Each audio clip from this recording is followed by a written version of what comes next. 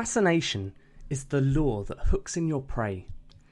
It is the quality that gets people interested in your product and captures them as loyal, raving fans. It is essential that you understand the importance of fascinating your customers if you want to thrive in your industry.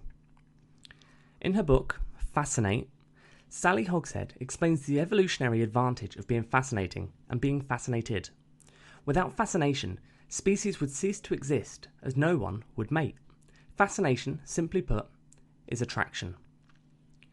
The first of the 7 fascination triggers is lust, or the promise of pleasure.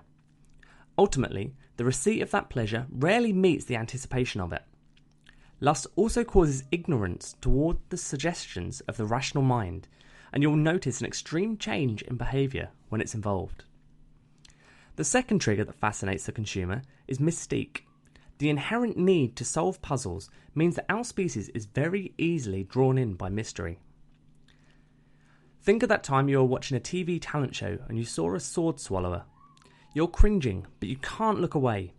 The imminent threat of serious consequences will cause incomparable fascination, and it's pretty simple to manipulate. Prestige, like with clothing brands, causes fascination, as we perceive it to increase our social standing and expect it to elicit respect from others. Power is fascinating. People with power have the ability to do things that very few others are able to do. We're fascinated by the exclusivity of the product, like fancy sports cars. The most compelling fascination trigger, though, is vice. When we're told that something is forbidden, we immediately feel an urge to do just that. Think of how many times Harry went into the forbidden forest. To take advantage of vice, behave contrary to expectations and people will talk. Trust is an underrated fascination trigger.